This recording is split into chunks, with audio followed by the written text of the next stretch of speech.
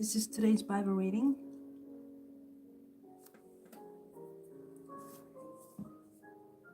First book of 1 Samuel chapter 21, David and the Holy Bread.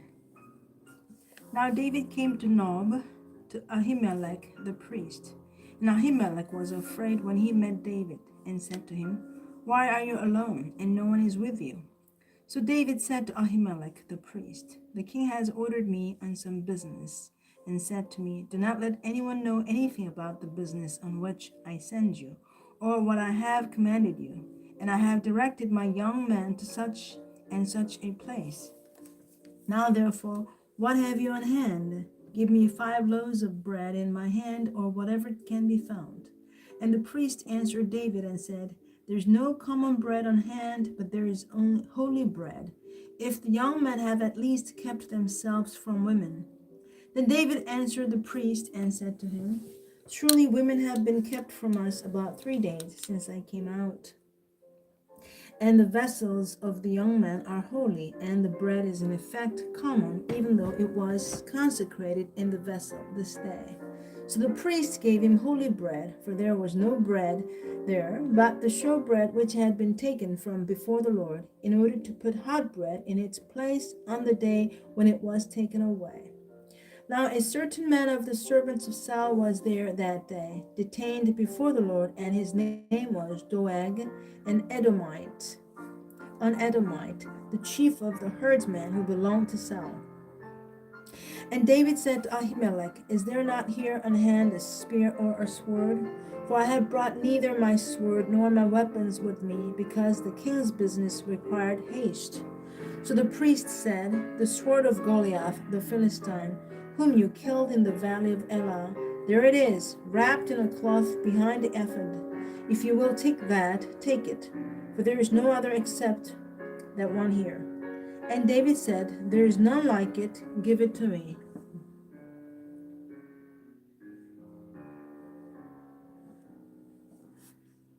David flees to Gath. Then David arose and fled that day from before Saul, and went to Achish the king of Gath. And the servants of Achish said to him, "Is this not David the king of the land? Did they not sing of him to one another in dances, saying, 'Saul has slain his thousands, and David his 10,000s?'" Now David took these words to heart, and was very much afraid of Achish the king of Gath. So he changed his behavior before them, pretend madness in their hands, scratched on the doors of the gate, and let his saliva fall down on his beard. Then Achish said to his servants, "Look, you see the man is insane. Why have you brought him to me? Have I need of madmen that you have brought this fellow to play the madman in my presence? Shall this fellow came into my house?" Transition among the Philistines at Gath. 2 Psalms have superscriptions that associate them with David's sojourn at Gath. The superscription to Psalm 56 remembers the time when the Philistines captured David. The superscription to Psalm 34 even mentions David's pretended madness before the Philistine king.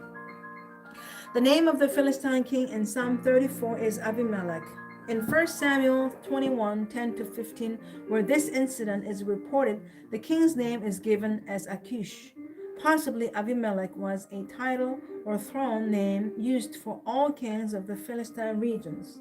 The city of Gerar, which was a Philistine city after about 1200 BC, shows a king Abimelech in the patriarchal stories of Abraham and of his son Isaac. The name Abimelech is translated "my father the king" or "father of the king," an appropriate meaning for a throne name. Psalm 56. Prayer for relief from tormentors. Be merciful to me, O God, for man would swallow me up. Fighting all day he oppresses me. My enemies would hound me all day, for there are many who fight against me, O Most High. Whenever I'm afraid, I will trust in you. In God I will praise his word. In God I have put my trust. I will not fear. What can flesh do to me? All day they twist my words. All their thoughts are against me for evil. They gather together, they hide, they mark my steps. When they lie in wait for my life, shall they escape by iniquity? In anger, cast down the peoples, O God. You number my wanderings, put my tears into your bottle. Are they not in your book? When I cry out to you, then my enemies will turn back. This I know because God is for me. In God I will praise his word. In the Lord I will praise his word. In God I have put my trust. I will not be afraid.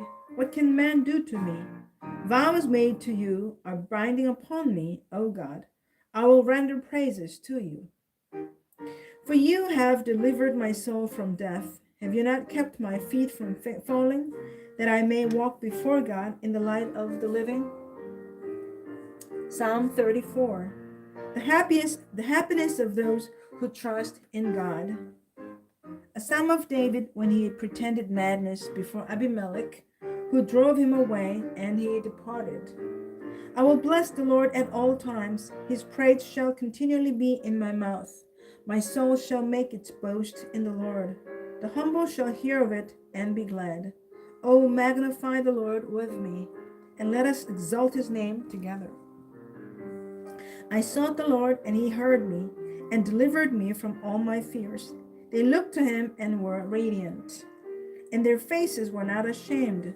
This poor man cried out, and the Lord heard him, and saved him out of all his troubles. The angel of the Lord encamps all around those who fear him, and delivers them.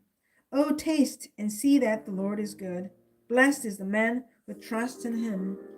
Oh, fear the Lord, you his saints. There's no want to those who fear him. The young lions lack and suffer hunger, but those who seek the Lord shall not lack any good thing.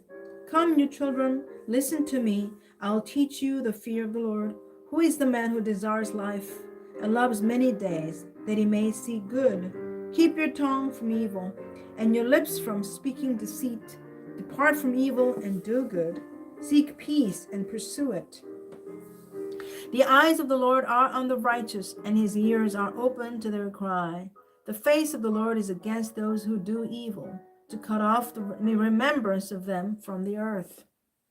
The righteous cry out, and the Lord hears, and delivers them out of all their troubles. The Lord is near to those who have a broken heart, and saves such as have a contrite spirit. Many are the afflictions of the righteous, but the Lord delivers him out of them all. He guards all his bones. Not one of them is broken. Evil shall slay the wicked, and those who hate the righteous shall be condemned. The Lord redeems the soul of his servants, and none of those who trust in him shall be condemned. Angel, messenger, and presence of God. Psalm 34:7. Angels do the will of God. Both the Hebrew and Greek words for angel mean messenger. In the ancient Near East, the divine realm was viewed in terms of the structure of human society, and angels were the lowest level of society, the slave messengers. These lowest denizens of heaven did only what they were commanded to do by their superiors. While other ancient Near Eastern cultures believed in pantheons of gods, the official religion of Israel accepted no other divine beings than God, save the angels. The gods of the pantheons could disagree with and disobey the authoritative deities of their own divine hierarchy. The psalmists, though, knew of no disagreement in heaven, since God is in control of all divine beings. The angels do the work of heaven in harmony with the will of God.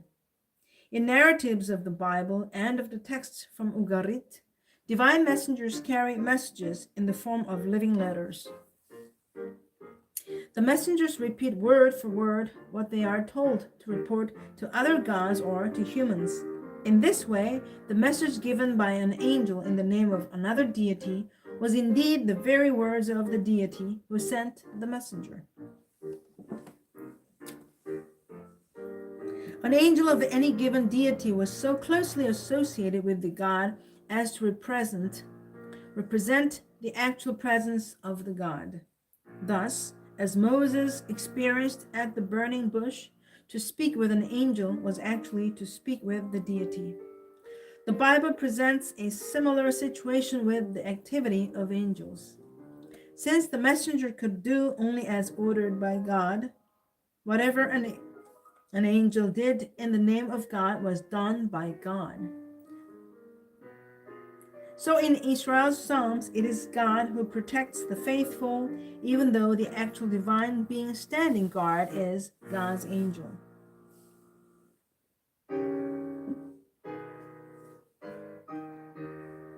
Transition: murder in the holy place. Saul's pursuit of David intensified, now involving actual murder. The time of Israel's tribal confederation just before Saul was crowned king was not very unified, but what unity there was came from Israel's common worship at the shrine where the Ark of the Covenant was kept. Reverence for the shrine continued even after the confederation ended, and no sane Israelite would have dreamed of attacking that holy place or its priests. But Saul by this time could hardly be called sane.